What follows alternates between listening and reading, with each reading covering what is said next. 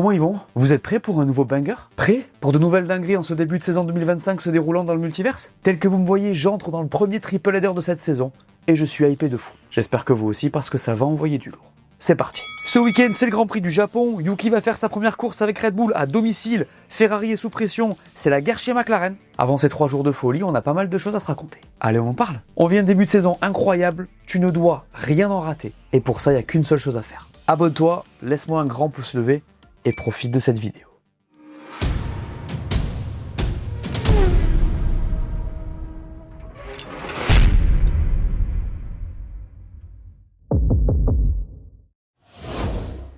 Yuki Tsunoda va rouler chez Red Bull à domicile. C'est pas une dinguerie ça quand même? Ah, dingue. C'est pas complètement lunaire? Pas que ce soit pas mérité, hein. Ça y a pas de souci. Mais parfois avec ce sport, les gars, j'ai l'impression qu'on est dans le multiverse. Et puis je vais pas vous mentir, cette livrée Red Bull, elle aide pas. Regardez-moi ça. On l'avait pas vu depuis 2021. Et ça fait plaisir. Tout ça promet un beau Grand Prix du Japon de leur côté. Mais faut qu'on parle de Yuki, les gars. Quelle excitation, franchement. Enfin, on va voir ce qu'il donne dans cette voiture. Ça fait des mois, voire des années qu'il se vend comme le futur de cette équipe, qui demande presque à monter dans la voiture. Je demande à voir. Et ce qui est cool, c'est que ça va arriver. Mais bon, il y a un problème. On change d'ambiance, vous avez capté? Ça va pas être facile. Pas du tout, même. Les gars, conduire cette Red Bull numéro 2, c'est peut-être le truc le plus difficile en Formule 1 aujourd'hui. Après Batmax pour le titre peut-être. Parce qu'on l'a bien compris, Lawson n'était qu'une partie du problème. J'en ai parlé en détail dans cette vidéo, Red Bull s'écroule et cette voiture est une plaie à conduire. Elle est même pas faite pour Max, puisque lui-même est en galère dedans. Il est trop fort donc il la sublime, mais à part ça à tout moment c'est une voiture de milieu de tableau. Et je suis peut-être gentil, donc ça sera pas facile pour Yuki. Évidemment qu'il a plus de chances de s'en sortir que Liam, bien sûr que ses années d'expérience et sa vitesse vont l'aider, mais avec cette voiture là les gars, rien n'est garanti. En plus il n'a jamais roulé dedans, je ferai attention avec les attentes sur son compte. Ce qui est cool pour lui, c'est qu'il peut difficilement faire pire que Lawson. Impossible même en soi, puisqu'il était toujours dernier. Du coup, que faut-il attendre de Yuki chez Red Bull Racing? Faire mieux que Lawson déjà, et se rapprocher le plus possible de son coéquipier. D'exister pour faire exister une stratégie, de marquer des points pour l'équipe. En vrai, cette année, ils vont se concentrer sur le championnat pilote, donc son objectif sera d'aider son coéquipier.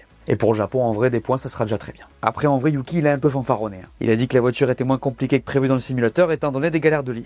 Ah! Attention quand même, mon Yuki! Le virtuel n'est pas le réel, il y a besoin de beaucoup plus de confiance. Et puis il y a aussi la corrélation entre le simu et la vraie voiture. Je serai lui, je ferai gaffe avec les déclats quand il s'agit de cette RB21. On a vu ce que ça pouvait donner si ça se passe pas bien. Après, je suis sûr qu'il est au courant. Yuki, il a aussi dit un truc intéressant, c'est qu'il ne s'attendait pas à ce que Max lui donne des tips par rapport à la voiture et à ses problèmes. Il a laissé entendre que Max la jouerait solo et qu'il ne partagerait pas les infos avec lui. Entre nous, il a probablement raison. D'ailleurs, ça va être intéressant, les gars, parce que Red Bull est historiquement performante à Suzuka. L'an dernier, ils font doubler, et Perez est très proche de Max pour ceux qui ne se rappellent pas. Donc à tout moment, ça marche, mais ça peut être aussi déceptif. En fait, pour moi, les gars, en ce qui concerne Yuki, si je pense qu'on aura déjà des bis au week-end, c'est plus à Bahreïn qu'on aura vraiment des réponses. Bref, c'est cool pour lui, c'est justifié, mais attention à ne pas trop lui en demander quand même.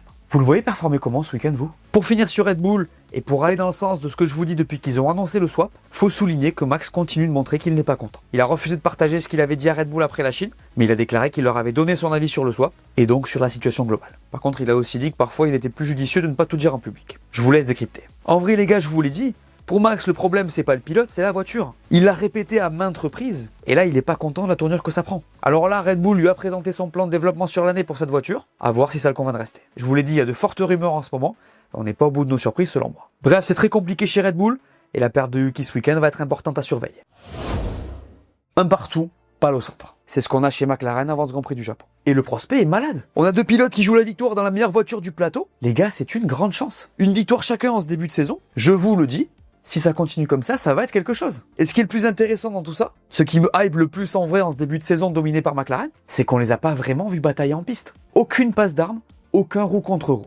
Encore. Piastri fait son erreur en Australie, Norris a son problème mécanique en Chine. Alors je vous dis pas que ça va arriver ce week-end, mais c'est le combat qu'on va suivre, évidemment. Norris a 10 petits points d'avance sur Piastri au championnat. Oscar, il a une dalle de Doberman, dédicace à ma meilleure blague de la saison qui est dans le débrief de la Chine. Ça peut être hyper intéressant. Alors vous allez me dire, mais Oscar, l'an dernier, il était à la rue sur ce circuit face à Norris. Vous aurez raison, mais il y a un truc qu'il faut observer en ce début de saison, c'est que Piastri a une courbe de progression vertigineuse. Il est beaucoup plus proche de Lando le samedi, bien plus à l'aise qu'avant sur les pneus le dimanche. J'ai beaucoup moins de doutes sur ses capacités à se battre avec son coéquipier que cet hiver. D'ailleurs, il le dit lui-même et c'est assez fou, il est certain de pouvoir battre Norris pour le titre. Et c'est pour cette raison qu'il aurait prolongé. Vous le savez, perso, j'aime cette mentalité les gars.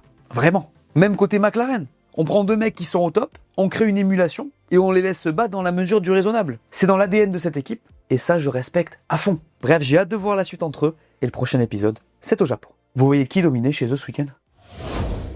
Petit point transfert dans cette preview les gars, puisqu'il y a des petites infos à se mettre sous la dent. Je vais pas vous parler de Max Verstappen, désolé, mais bien de Valtteri Bottas et Checo Pérez.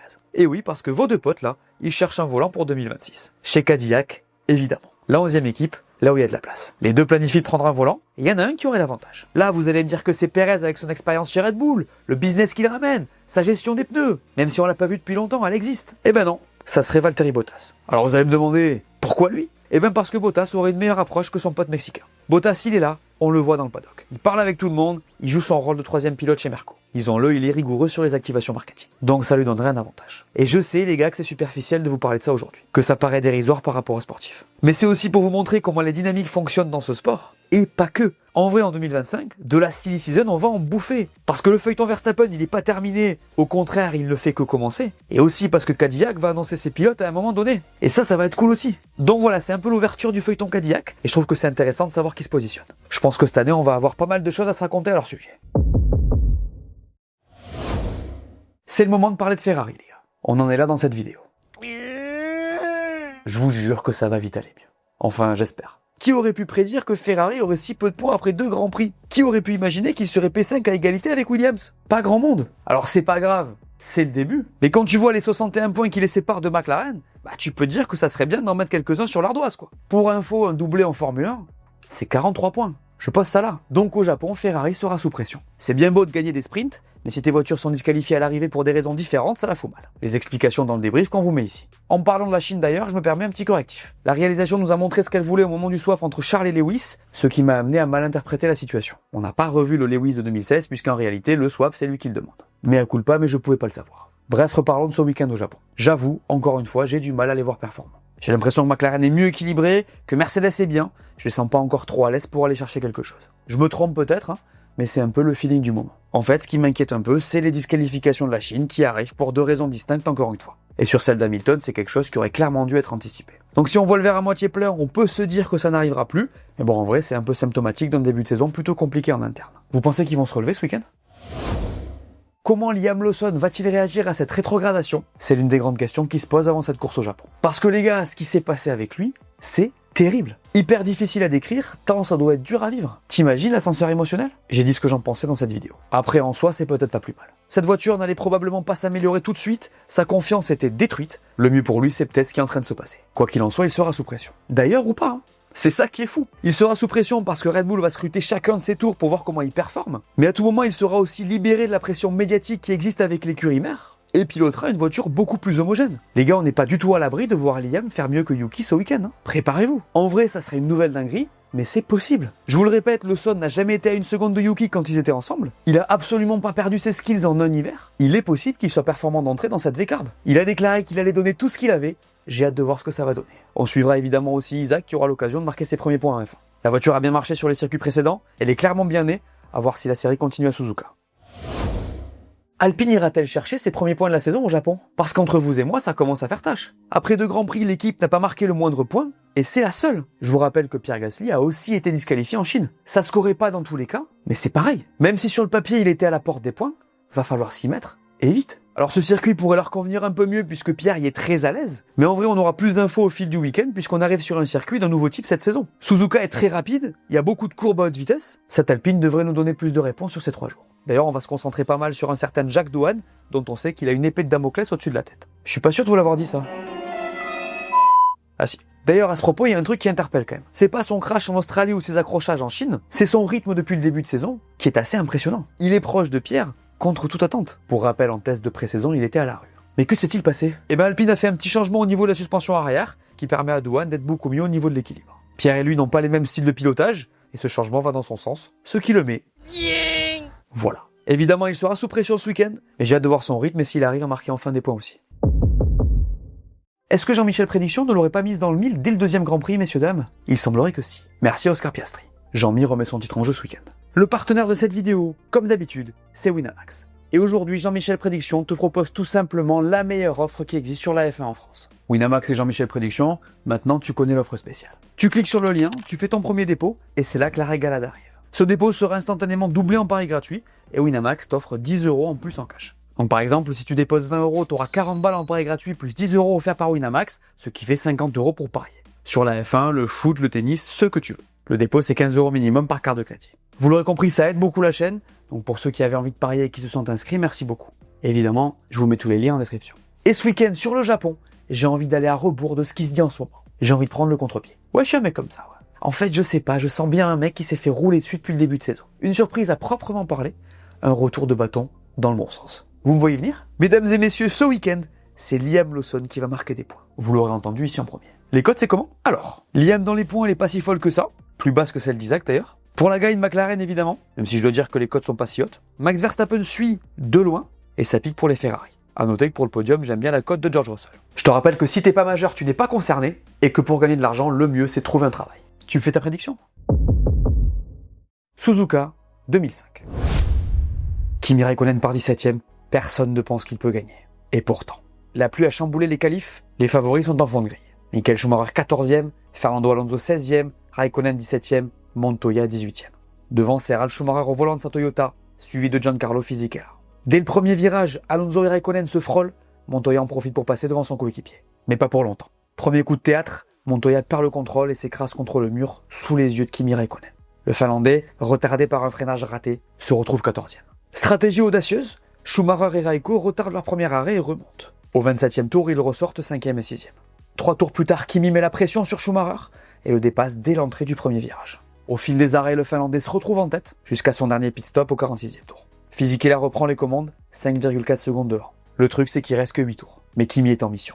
Tour après tour, il grignote du temps sur Fisichella. Arrive la dernière boucle. Fisico défend à l'entrée de la chicane, mais Kimi a une meilleure relance. Il plonge à l'extérieur au premier virage à pleine vitesse. Les voitures sont roue contre roue, et puis...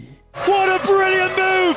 Kimi Raikkonen sweeps through to take the lead of the Japanese Grand Prix. Kimi passe. Victoire incroyable de Kimi Raikkonen, parti 17ème. Il décroche le plus grand succès de sa carrière. Sur le podium, Alonso le rejoint après sa propre remontée. Son dépassement sur Schumacher restera aussi dans la légende. Parlons un peu de ce circuit de Suzuka. L'un de mes préférés, si ce n'est l'heureux élu. Un circuit incroyable, magnifique et juste mythique. Le tracé a été construit en 62 par le fondateur d'Honda lui-même pour en faire un circuit de test, avec un premier Grand Prix en 87. Pour parler du tracé, c'est juste un bijou en fait. Je pense pas qu'on puisse trouver un pilote qui ne l'aime pas. La vitesse, le 8, les virages mythiques, tout y est. On fait un tour ou quoi? Allez, c'est parti dans la ligne droite des stands de ce circuit. Notez bien que c'est ici et uniquement ici que les pilotes auront le droit d'ouvrir leur DRS. Au numéro 1, on plonge littéralement à droite, et c'est entre le 1 et le 2 que les pilotes vont freiner. Pour négocier ce virage, on tombe en 4, et on remonte le plus tôt possible sur les gaz en allant chercher le vibreur à gauche. Là, on enchaîne les mythiques S de ce premier secteur en gardant toujours la corde si on ne veut pas partir à la faute. Je vous laisse en profiter. À la sortie du 6, on monte sur les gaz tout de suite pour enchaîner avec le 7 qui est en montée. Là, c'est à fond jusqu'au 8 qui est ultra rapide, et qui est suivi par le 9 où il faudra quand même ralentir un peu plus la voiture. Ici, attention à ne pas mettre la roue dans l'herbe en sortie. Maintenant, c'est à bas jusqu'à l'épingle où on pourra doubler, on monte encore sur le vibreur en sortant, puis on réaccélère tout de suite pour aller vers le prochain virage que vous devez connaître. Spoon. Et là, c'est assez technique puisqu'il va falloir gérer ce virage en 2 temps. D'abord, sur le virage 13, on tombe 2 rapports, on rentre à gauche, puis on garde le max de vitesse et on enchaîne sur la deuxième séquence de freinage, et donc de downshift.